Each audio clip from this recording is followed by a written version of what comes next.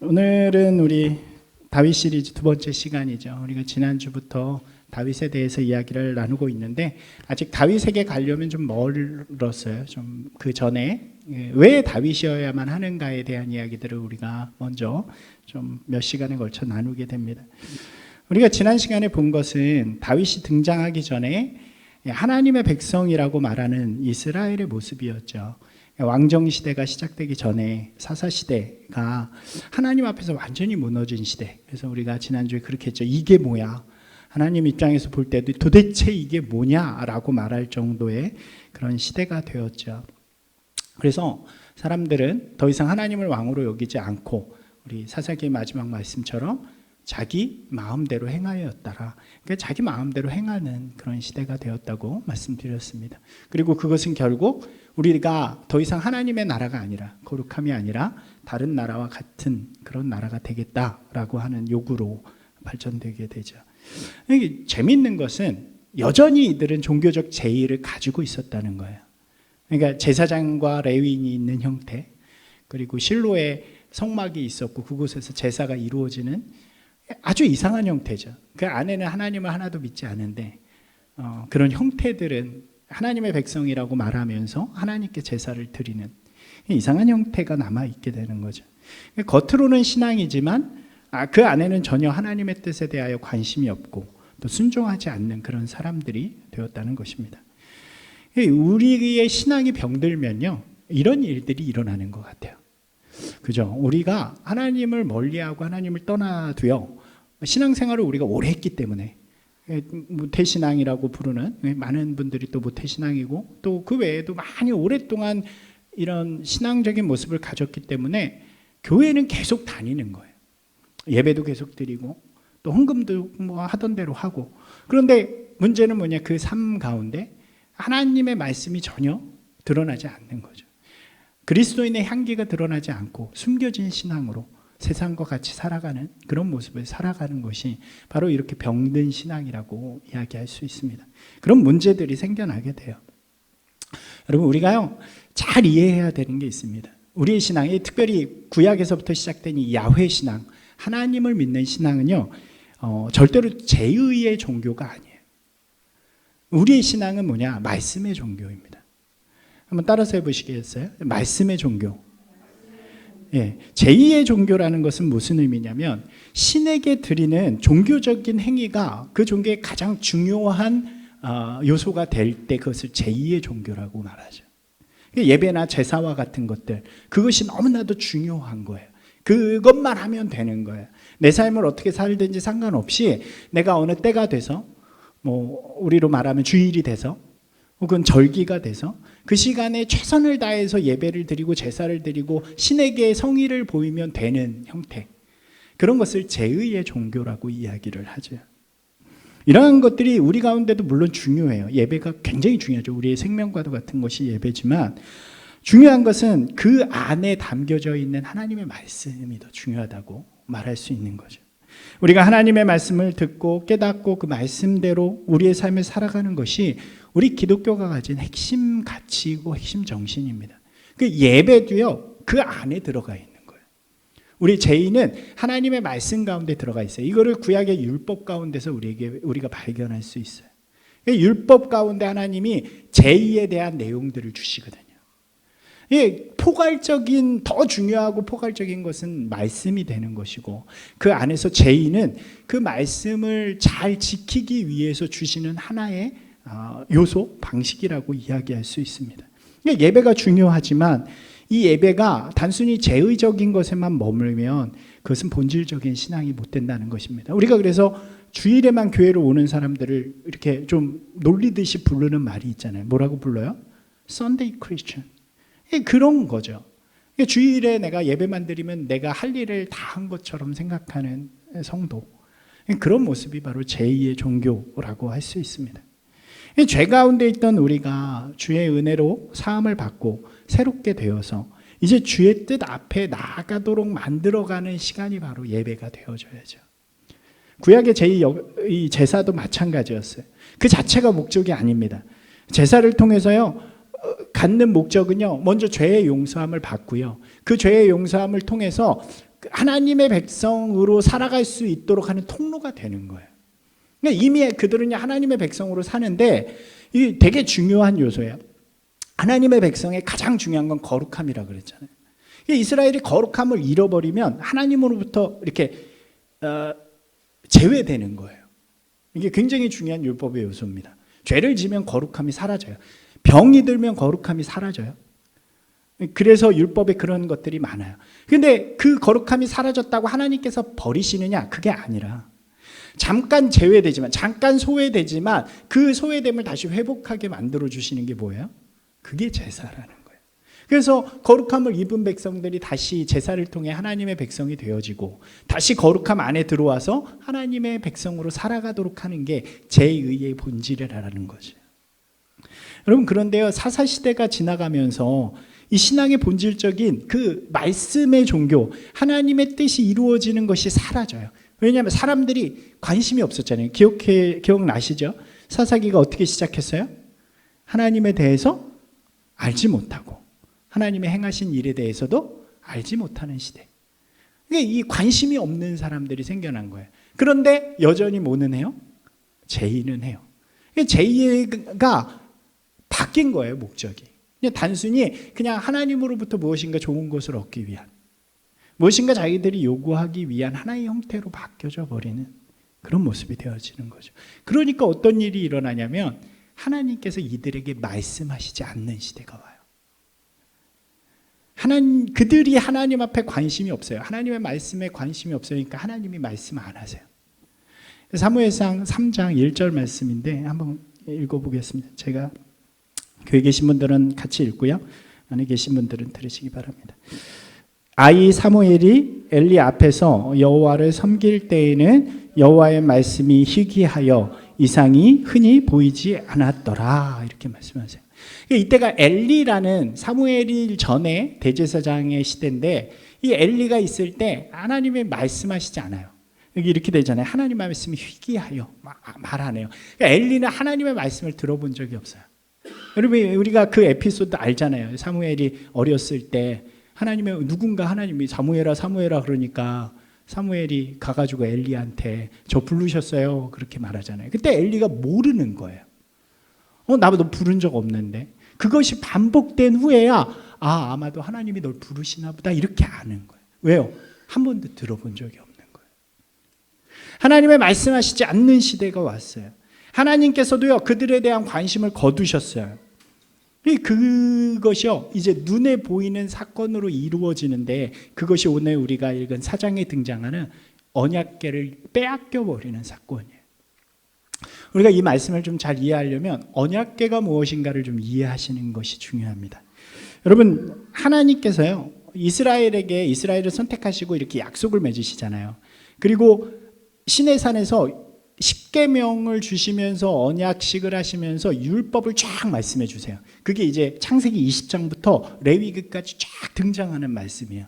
그래서 우리가 이 내용들을 잘 모르고 읽으면 그렇게 지루할 수가 없는 말씀들이에요. 그죠? 뭘 해라, 거기다가 제사는 뭐고 막 이렇게 나오는 그런 내용들인데, 이것을 잘 이해하고 들으면 이 말씀이 참 귀한 말씀이에요.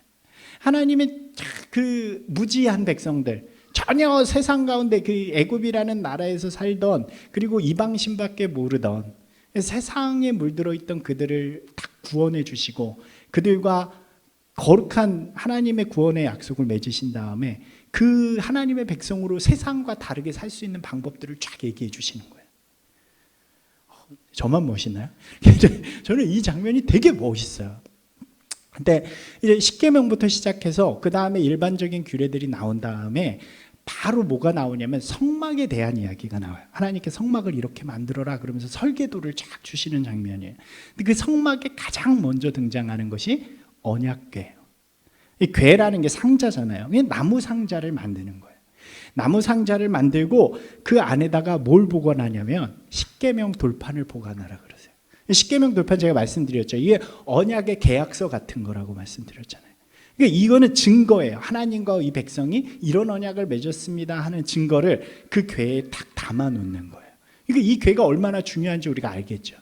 뭐 같다고 할 수 있을까요? 지금으로 말하면 가장 중요한 금고 같은 거죠. 이해가 되시나요? 우리가 왜 중요한 계약서 같은 거 요즘은 아파트에 금고 있는 만들어 놓는 아파트 많더라고. 거기다 넣잖아요. 그런 거 같은 거죠.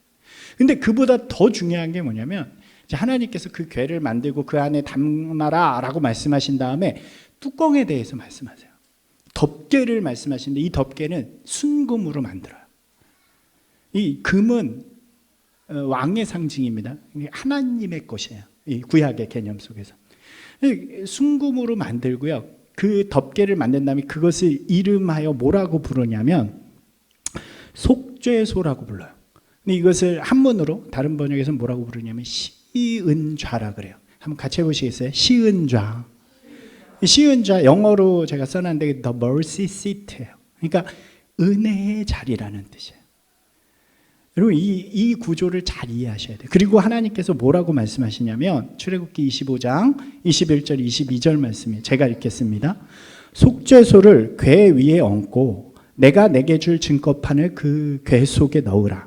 거기서 내가 너와 만나고 속죄소 위 곧 증거궤 위에 있는 두 그룹 사이에서 내가 이스라엘 자손을 위하여 내게 명령할 모든 것을 내게 이르리라 이렇게 말씀하세요.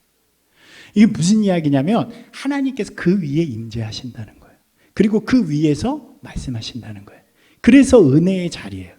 왜냐? 죄인 앞에 하나님이 나타나면 어떻게 돼요? 죄인은 죽을 수밖에 없는 거예요. 그런데 하나님께서 은혜를 약속하셨잖아요. 약속을 하셨잖아요, 지금. 그 증거가 뭐라고요? 십계명 돌파. 그것을 담은 궤 위에 은혜의 자리를 만드시고 거기에 내려오시는 거예요. 그리고 그곳에서 아직 죄인인, 여러분 이게 제가 여러 번 말씀드렸잖아요. 하나님의 약속을 통해서 우리가 죄인이 의인이라고 칭함을 받는 거지 우리는 아직 죄인이라고 말씀드렸잖아요.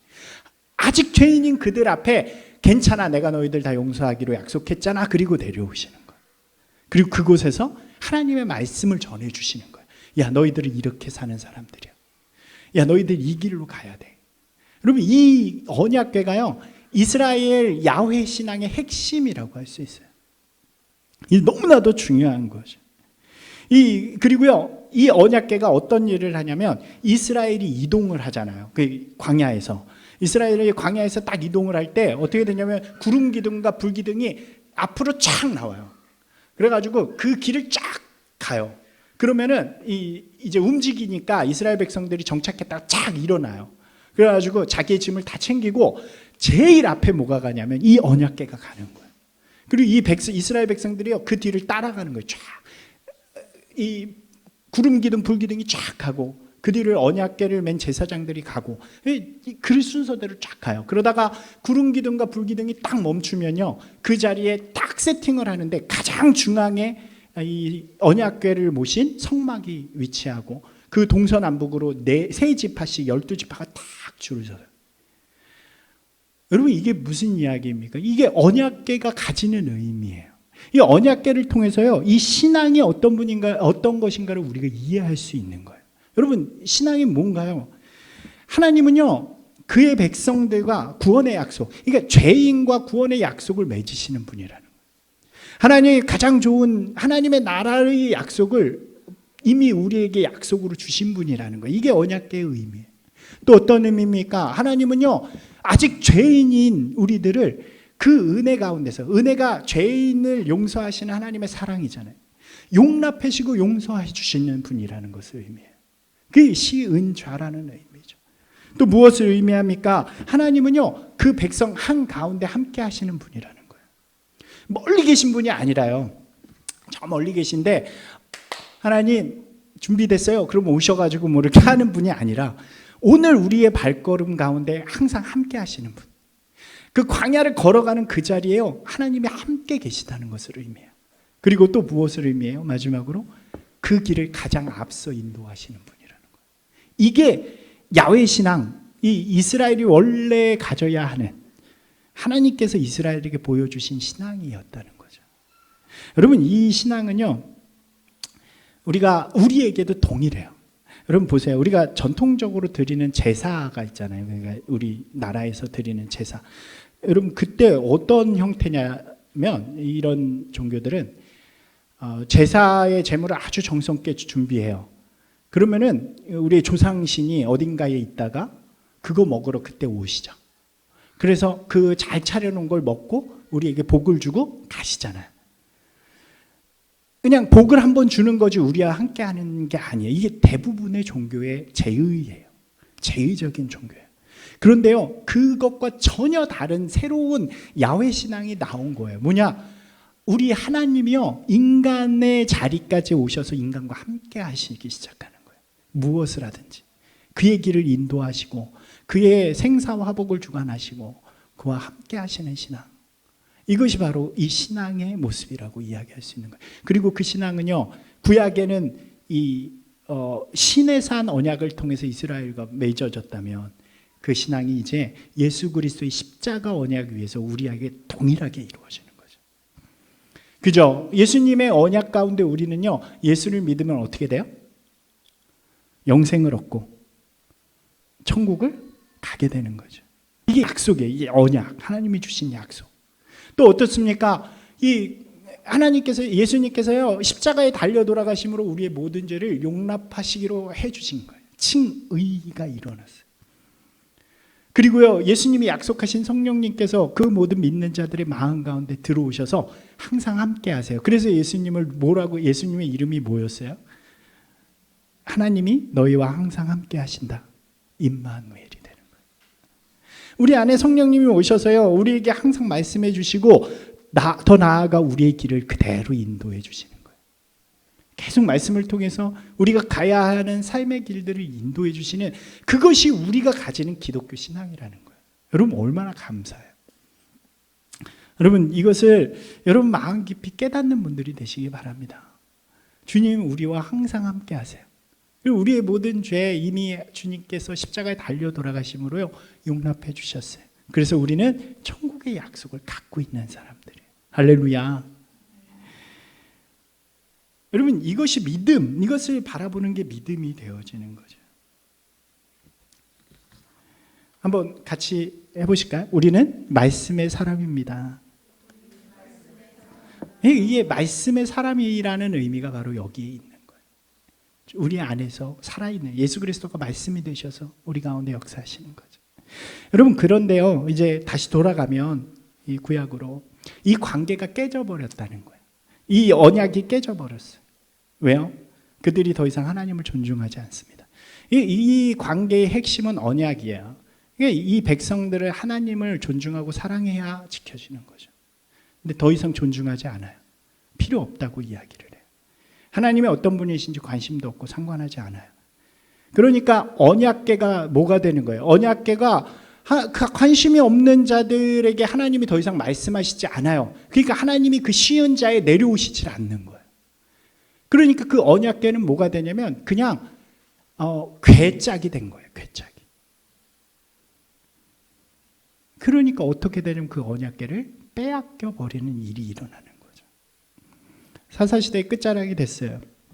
하나님께서는 범죄한 이스라엘을 심판하기 위해서, 징계하기 위해서 사사기의 패턴 그대로입니다. 이번에는 어느 나라를 들어 쓰시냐면 블레셋이라는 나라를 선택하세요. 그리고 그들을 통해서 이스라엘을 공격하도록 만드세요. 그게 오늘 사장의 시작이에요. 블레셋이라는 나라는요, 그 전에 삼손의 때부터 등장을 해요. 이 나라가 어디에 있냐면, 우리가 팔레스타인 그 이스라엘이 있는 지도를 잠깐 머리에 그려보시면 서편에 바다가 있잖아요. 지중해가. 그러니까 지중해 쪽, 그러니까 이 이스라엘의 서편의 바닷가에 위치한 민족이에요. 근데 이 선로는 그레데라고 하는 섬에서 이주한 사람들일 것이다 그래요.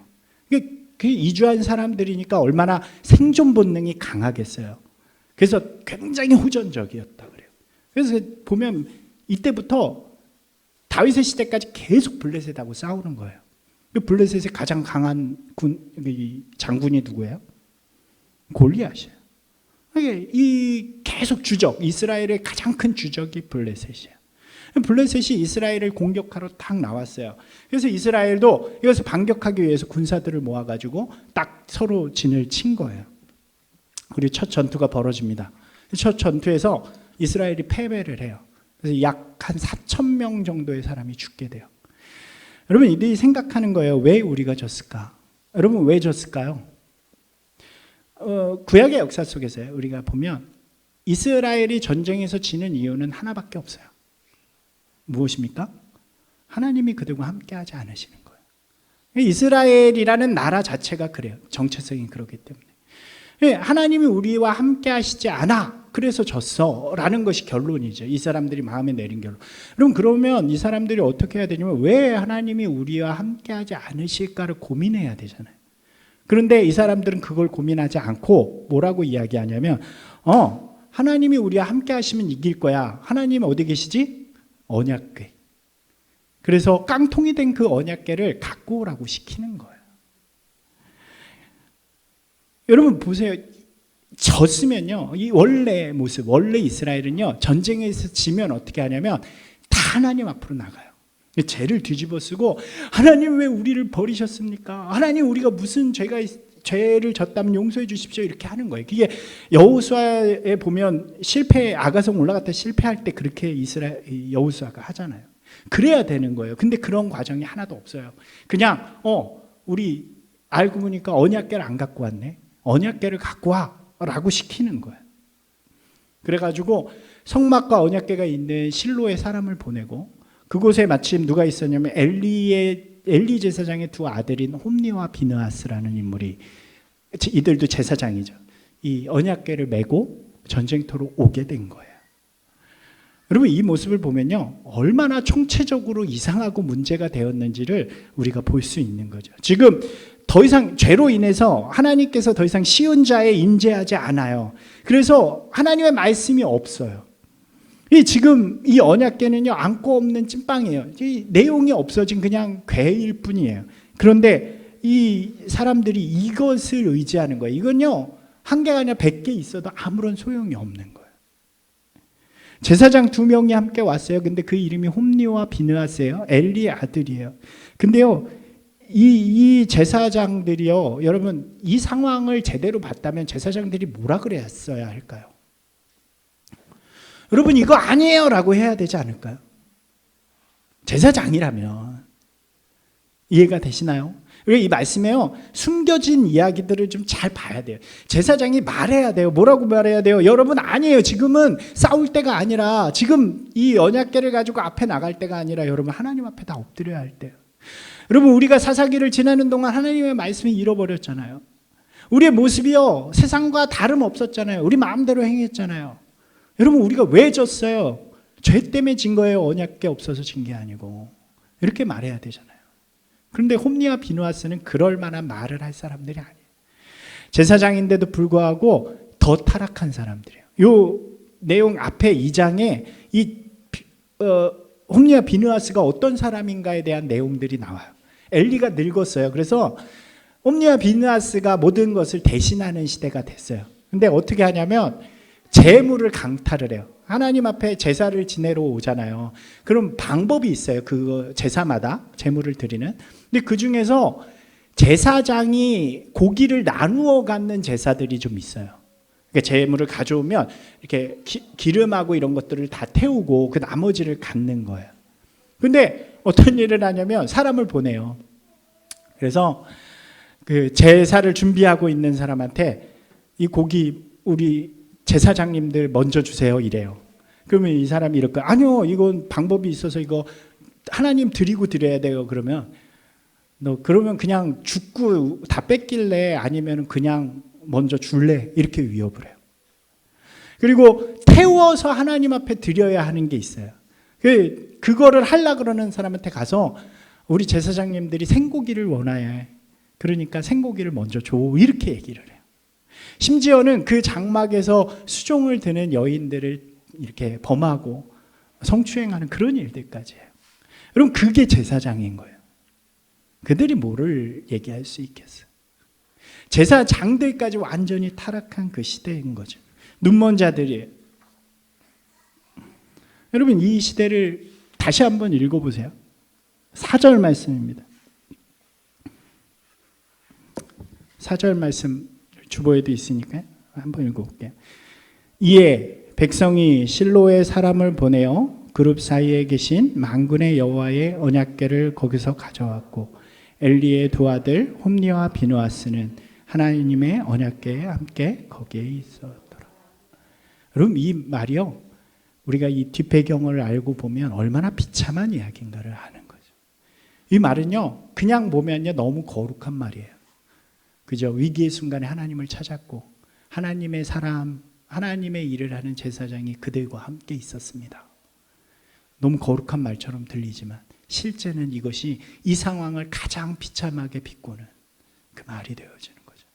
여러분, 그 뒤에 이야기는 너무나도 당연하게 되는 거예요. 여러분, 이 말씀이요, 좀 오늘 우리에게 가슴 깊이 느껴졌으면 좋겠어요.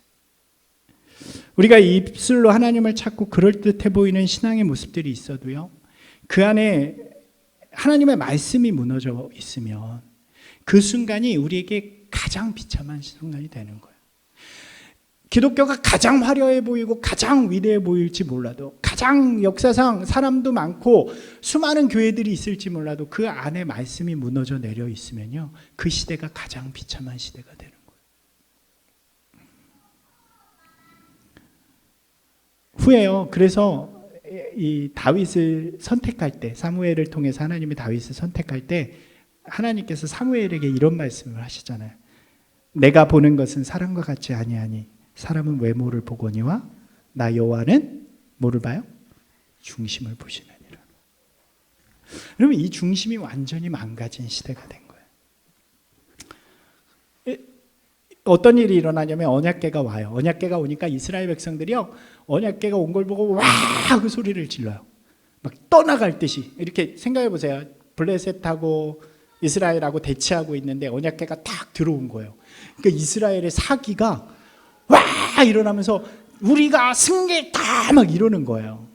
그러니까 막 난리가 나고 막 시끄러우니까 블레셋에서 저게 무슨 일인가 이렇게 물어요. 그래서 정탐꾼을 통해서 알아보니까 하나님의 궤가 왔다는 소식을 들은 거예요. 근데 이 블레셋 사람들이 이미 그 전에 하나님의 궤가 갖는 의미를 알고 있었어요. 그러니까 이들이 하나님을 통해서, 그러니까 이들이 믿는 하나님을 통해서 어떤 일이 일어나는가, 애굽을 무너뜨린 이야기, 또 광야를 오면서 그 수많은 나라들을 물리치고 이 가나안을 정복한 이야기들을 들어서 알고 있는 거예요. 근데 이들이 하는 말이 재밌어요. 7절부터 9절인데요. 성경이 있으신 분들은 함께 보시고 제가 읽겠습니다. 4장 7절에서 9절 말씀이에요. 블레셋 사람이 두려워하여 이르되 신이 진영에 이르렀도다 하고 또 이르되 우리에게 화로다. 전날에는 이런 일이 없었도다. 지금 걱정하는 거예요. 신이 왔어. 이전에는 그런 일이 없어서 우리가 승리했는데. 8절입니다. 우리에게 화로다. 누가 우리를 이 능한 신들의 손에서 건지리요. 그들은 광야에서 여러 가지 재앙으로 애굽인을 친 신들이라. 그러니까 얘기를 들은 거죠. 두려워하는 거예요. 이 신들을 어떻게 이겨? 그러면서 9절에 뭐라고 이야기를 하냐면 너희 블레셋 사람들아 강하게 되며 대장부가 되라. 너희가 히브리 사람의 종이 되기를 그들이 너희의 종이 되었던 것 같이 되지 말고 대장부같이 되어 싸우라. 이렇게 이야기해요. 이게 무슨 이야기일까요? 여러분, 그 신이 왔대. 그 신이 이런 능력이 있대. 우리 어떡하냐? 야, 이제 다 죽었다. 우리가 어제는 저들 이겨가지고 이랬는데 오늘은 지게 생겼네. 그래도 어떻게 우리 끝까지 한번 싸워보자. 야, 우리 질 것 같지만, 우리 두렵지만 그래도 사나이답게 한번 싸워보자. 이러는 거예요. 이게 한쪽은 사기가 충천했어요. 이스라엘 백성들은 야, 드디어 하나님이 우리에게 오셨다. 우리 이길 거야. 그러면서 막 이러고, 한쪽은 어떡하냐. 그래도 싸워는 봐야지. 나가보자. 이러고 싸운 거예요. 그럼 누가 이겨야 돼요? 사기가 센 사람들이 이겨야 되잖아요. 근데 딱 붙었는데 그 다음 이야기가 뭐냐면 이스라엘이 대패를 해요. 아까 첫 전투에서 몇 명이 죽었다고요? 4,000명. 근데 이번 전투에서는 이 말도 안 되는 싸움에서 10만 명이 죽어요. 완전히 대패를 하는 거예요. 그리고 더 중요한 건 언약궤를 메고 맨 앞에 있던 이 제사장 홈니와 비누아스가 그 자리에서 죽어요. 그리고 그 언약궤는 블레셋 사람들이 가져가 버려요. 이 소식을 이스라엘 사람들이 실로에다가 막 가가지고 대제사장인 엘리에게 전합니다. 엘리가 있다가 그 얘기를 듣고 아들이 죽고 언약궤는 빼앗겼습니다 라는 얘기를 듣고 뒤로 넘어져서 목이 부러져서 죽어요. 그럼 그 시대를요 완전히 끝내버리는 사건이 돼요. 이스라엘에게 깡통이 된 언약궤. 그 언약궤가 안 중요하다는 의미가 아닙니다. 그 언약궤는 다시 블레셋으로 가서요, 그곳에서 블레셋 사람들이 막 우리의 승전 이것을 자랑하다가 그 언약궤한테 큰 일을 당해요. 그래서 가는 곳마다 마을이 초토화되고 막 이래요. 그래서 이 블레셋 사람들이 이 언약궤를 그냥 다시 돌려보내는데 이 언약궤가 이스라엘로 못 가요. 기럇 여아림이란 곳에 머물러 가지고 그곳에서 오랜 시간 동안 머물게 돼요. 여러분, 그 언약궤가 다시 돌아오는 때가 언제예요? 다윗의 때예요. 다윗이 왕이 된 후에 이 언약궤를 모셔와요. 우리가 익히 들었으니까 이 언약궤가 올 때 다윗이 어떻게 해요? 막 신나서 춤을 추죠. 여러분, 이 장면이요 우리 가운데 인상적인 거예요. 왜요? 그냥 언약궤가 와서 신난 게 아니라요, 이것은 무엇을 의미하는 거예요? 하나님의 말씀이 이 땅 가운데 회복되어지는 것을 의미해요. 여러분, 그래서 다윗인 거예요. 이 이야기는 우리 뒤에서 조금 더 자세하게 이야기를 나누도록 하겠습니다. 여러분, 우리가요 가짜 신앙의 모습을 가지면 세상이 우리를 보고 비웃게 되는 거예요. 이 블레셋이라는 나라가 아까 말씀드렸잖아요. 어떻게 했어요? 저 신 대단하, 우리 무서워, 그래도 좀 싸워나 보고 죽자 이랬는데 막상 붙어보니까 어때요? 별거 아닌 거예요. 너무 우습게 생각하는 거예요. 그래서 어떻게 하냐면 이 신 별거 아니네 하고 그 언약궤를 갖다가 자기네 신이 있는 곳에다가 갖다 놓는 거예요. 그러면서 너의 신을 쫄따구야 라고 하는 느낌으로. 그러니까 하나님까지 우습게 보는 거예요, 블레셋 사람들이. 여러분, 이런 비웃음을 당하는 거죠. 신앙이 병들고요, 가짜 신앙의 모습을 가지면요, 세상이 이 신앙인들을 보면서요 비웃고 놀리는 거예요. 여러분, 그래서 예수님께서 이런 말씀하세요. 마태복음 5장 13절에 이렇게 말씀해 주시죠. 너희는 세상의 소금이니 소금이 만일 그 맛을 잃으면 무엇으로 짜게 하리요? 후에는 아무 쓸데없어 다만 밖에 버려져 어떻게 돼요? 발피뿐이니라. 여러분, 한번 같이 해보실까요? 발피뿐이니라. 여러분, 얼마나 비참해요. 우리가 가짜 신앙을 가지면요 세상이 우리를 조롱하고 우리를 밟는다니까요. 우리의 속에요, 우리가 교회를 매일 다니고 십자가를 메고 매일처럼 그렇게 찬양을 부른다 해도 우리의 삶 가운데 하나님의 말씀이 살아있지 않으면요, 우리가 세상 속에 살아갈 때 우리와 함께한 사람들이 너 교회 다닌다며 이런다니까요. 너 신앙은 참 좋더라. 그 사람 말이야 교회 진짜 열심히는 다녀. 근데 왜 그런지 모르겠어. 이스라엘의 이러한 모습이요 블레셋으로부터 비웃음을 당하고 하나님까지 비웃음을 당하는 놀라운 일들이 일어나는 거예요. 여러분, 이것을요 다윗이 회복하는 거예요. 다윗이요 한 일이 있어요. 그게 뭐냐면 블레셋을 무찌르는 일이에요. 블레셋에 빼앗겼던 땅을 다시 회복하는 거예요. 이 블레셋에 빼앗겼던 언약궤를 다시 찾아오는 거예요. 여러분, 왜 다윗인가를 우리가 이해할 수 있겠죠. 여러분, 오늘 이야기 마무리할게요. 이 언약궤를 빼앗기는 시대의 이야기죠. 이것이요 우리에게는 좀 상징적인 이야기가 될 수 있을 것 같아요.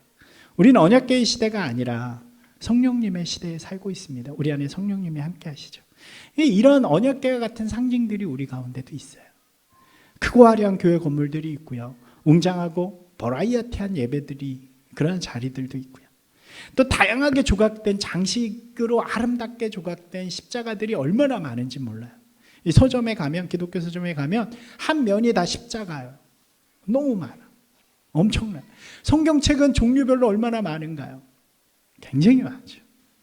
여러분, 이 모든 것들로 우리를 장식할 수 있어요. 그죠? 그런데요, 그 안에서 우리 안에 시은자가 사라진다면, 하나님의 임재하시는 그 자리가 없다면, 하나님의 말씀하시지 않는다면 그 모든 것들은 그저 상징일 뿐 우리의 신앙을 증명해내는 것이 아니라는 거죠. 오히려 그것은 세상 가운데 조롱의 거리가 되어지고 오히려 하나님의 영광을 가리우는 일들이 될 수밖에 없는 것입니다. 사랑하는 여러분, 오늘 우리의 삶의 자리를 좀 다시 돌아보는 분들이 되시기를 바랍니다. 여러분의 신앙은 무엇으로 증명되고 있나요? 주의 말씀이 그 증거가 되기를 소망합니다. 그래서 주의 말씀이 사라진 시대 가운데서 여러분들이 그 말씀을 회복하는 사람들, 그래서 여러분들을 통해서 하나님이 기뻐하시고 하나님의 놀라운 영광이 드러나는 그런 분들이 되시기를, 그런 도전들이 우리의 삶 가운데 일어나기를 주님의 이름으로 축원합니다.